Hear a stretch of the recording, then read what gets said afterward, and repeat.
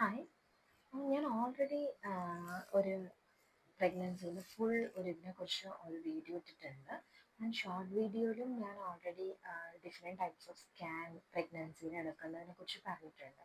But still എനിക്കറിയില്ല, ഇവിടെ വരുന്ന ഒട്ടുമിക്ക പേഷ്യൻറ്റും നമ്മൾ മെയിനായിട്ട് NT സ്കാൻ പറയുമ്പോൾ ഒരു ഡൗട്ടാണ്.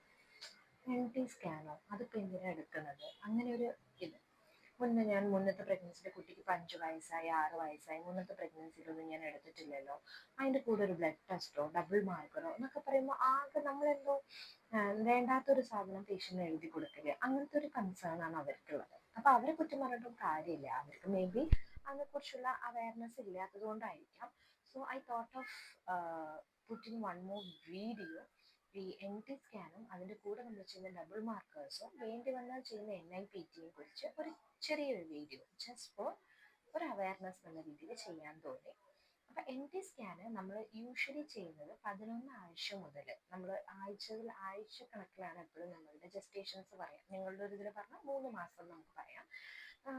11 ആഴ്ച മുതൽ 14 ആഴ്ചേൻ്റെ ഉള്ളിലാണ് ചെയ്യേണ്ടത്. അപ്പം ഈ ടൈം പീരീഡിൻ്റെ ഉള്ളിൽ മാത്രമേ നമുക്ക് NT സ്കാൻ ചെയ്യാൻ പറ്റുള്ളൂ. ആദ്യത്തെ കാര്യം അത്. അപ്പം ഇതിൽ നമ്മൾ നോക്കുന്നത് NT, അതായത് ന്യൂക്രൽ ട്രാൻസ്ലൂസൻസി ആണ്. ബേബിയുടെ കഴുത്തിൻ്റെ ബാക്കിലുള്ള, അപ്പം ഈ ഇമേജിൽ ഞാൻ തന്ന പോലെ ഈ പാർട്ടാണ് നമ്മൾ മെഷർ ചെയ്യുന്നത്.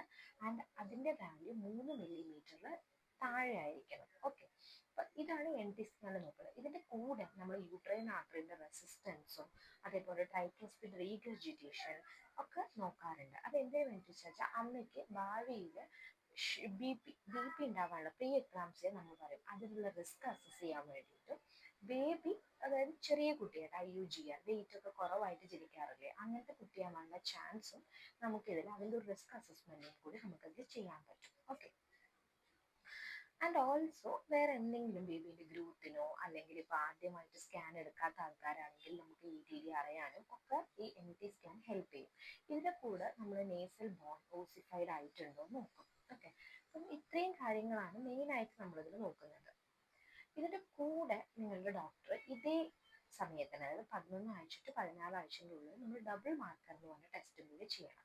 അപ്പോൾ ഡബിൾ മാർക്കറും സ്കാനും കൂടി ചെയ്യുമ്പോൾ നമ്മളതിനെ കമ്പൈൻഡ് ടെസ്റ്റിംഗ് എന്നാണ് പറയുന്നത്. ഓക്കെ, സ്കാൻ മാത്രമാകുമ്പോൾ നമുക്കൊരു ഏകദേശം ഒരു 60-65% നമുക്ക് ബേബിക്ക് എന്തെങ്കിലും പ്രോബ്ലം, യെസ്, അത് ഞാൻ തുടക്കത്തിൽ പറയേണ്ടതായിരുന്നു. എന്തിനാണ് NT സ്കാൻ? ഓക്കെ, നമുക്ക് ബേബിക്ക് ക്രോമസോമൽ അനോമലീസ്, അതായത് ജനിതകമായിട്ടുള്ള വൈകല്യങ്ങൾ ഉണ്ടോയെന്ന് അറിയാൻ വേണ്ടിയിട്ടുള്ള സ്കാനാണ്.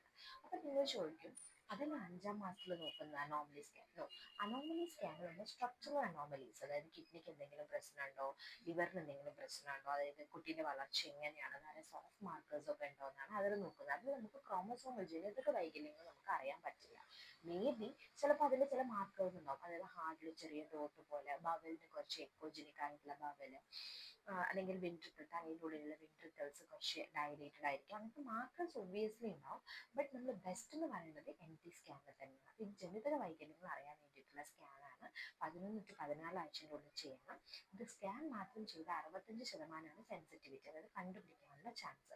ഇതിൻ്റെ കൂടെ ഡബിൾ മാർക്കർ എന്ന് പറഞ്ഞ ബ്ലഡ് ടെസ്റ്റ് കൂടി ചെയ്ത് കഴിഞ്ഞാൽ നമുക്ക് ഓൾമോസ്റ്റ് 90% ബേബിക്ക് എന്തെങ്കിലും പ്രോബ്ലം ഉണ്ടെന്ന് അറിയാൻ പറ്റും. ഓക്കെ, ഇപ്പം ഇത് നമുക്ക് ഈ ഡബിൾ മാർക്കർ ചെയ്യുമ്പോൾ അത് മൊത്തം അനലൈസ്ഡ് ആയിട്ടൊരു റിപ്പോർട്ടാണ്. അതായത് NT സ്കാന്, അമ്മയുടെ ഏജ്, ഈ ഡബിൾ മാർക്കറിൽ രണ്ട് ഹോർമോൺസ് അല്ല, 2 സബ്സ്റ്റൻസ് നമ്മൾ നോക്കും, പാപ്പ് എയും അതേപോലെ β-HCG. ഇതിൻ്റെ വാല്യൂസ് ഒക്കെ നോക്കിയിട്ടാണ് റിസ്ക് ആണ് അസസ് ചെയ്യുന്നത്. Low risk, intermediate risk, high risk.